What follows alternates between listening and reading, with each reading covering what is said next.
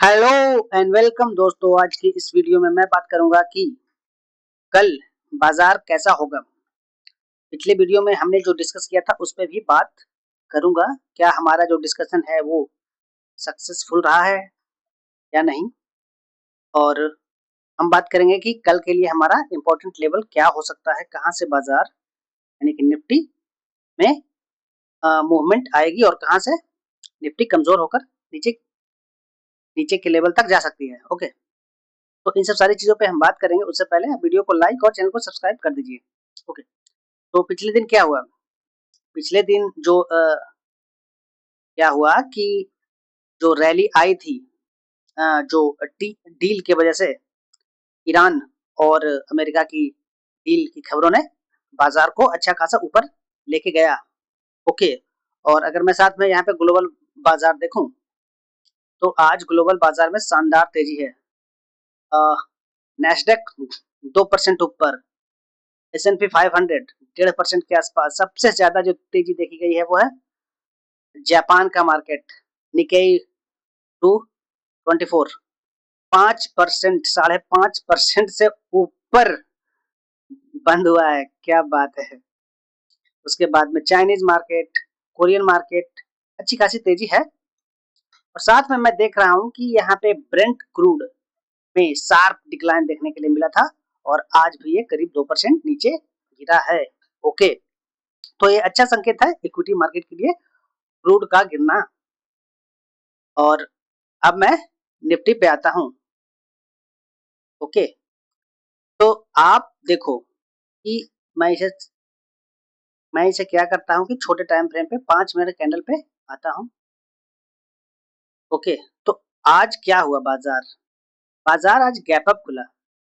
Gap up खुला और gap up खुलने के बाद में मैंने क्या बोला था आपको कि बाजार क्या कर सकता है।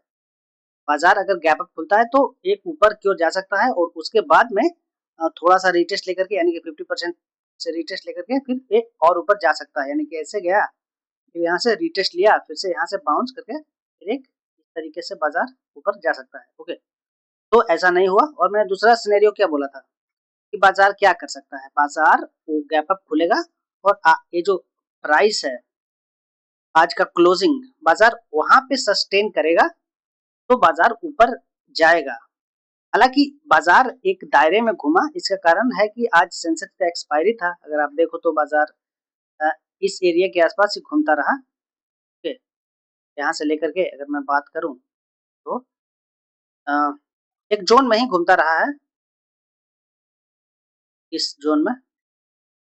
ओके, इस जोन में ही बाजार घूमा और उसके बाद में सेकंड हाफ के टाइम पे एक थोड़ी सी रिकवरी बाजार में देखने के लिए मिली है और फिर से बाजार नीचे ही आ गया। मतलब यूं कहें कि पिछले दिन जो बंद हुआ था बाजार उसी के आसपास बंद हुआ है, उसी के आसपास एग्जैक्टली उसी के आसपास ही बंद हुआ है। ओके, तो बाजार का आज मूव ना करना, सेंसेक्स की एक्सपायरी, बिग प्लेयर कभी नहीं चाहेंगे कि सेंसेक्स पे सस्ते प्रीमियम खरीद कर जो रिटेलर है वो अच्छे खासे प्रॉफिट कर जाए। ओके, उनका काम होता है कि दूर के कॉल बेचना और नीचे के कॉल बेचना, कॉल पुट दोनों बेचना और बाजार को एक रेंज में रखना। ओके, तो ऐसा देखने के लिए मिला है। बाजार आज जो इस लेवल था यहाँ पे, इससे बाजार नीचे नहीं गया है और एक रेंज में रहा है। कल बाजार कैसा रह सकता है। कल अगर मैं बोलूं तो बाजार के लिए सबसे जो बड़ा सपोर्ट होगा वो ये वाला होगा। आज का ये जो लेवल है 24,300 सॉरी 280 के आसपास, वो तो रहेगा। उसके अलावा एक इम्पोर्टेंट जो लेवल होगा वो होगा ये वाला, यहाँ पे 24,240 के आसपास, जैसा कि मैंने कल भी बताया था। ओके, तो ये काफी इम्पोर्टेंट सपोर्ट का काम करेगा। और ऊपर में बाजार अगर आप देखो तो कहाँ तक गया, मैंने एक बोला था कि बाजार कहाँ तक जा सकता है। बाजार ऊपर एक 500 का साइकोलॉजिकल लेवल है और बाजार वहीं से करीब घूमा है। ओके, साइकोलॉजिकल लेवल था, रेसिस्टेंट के रूप में काम किया और बाजार वहां से घूमा है, क्योंकि ऊपर जा नहीं सकता है, ऑपरेटर जाने नहीं देंगे और नीचे भी जाने नहीं देंगे, क्योंकि उनको प्रीमियम खाना होता है ऑप्शंस का। तो एक रेंज में रखेंगे ताकि ऊपर का जो भी प्रीमियम है और नीचे का जो भी प्रीमियम है सब वो आराम से गटक जाए। ओके, तो अब आगे क्या हो सकता है?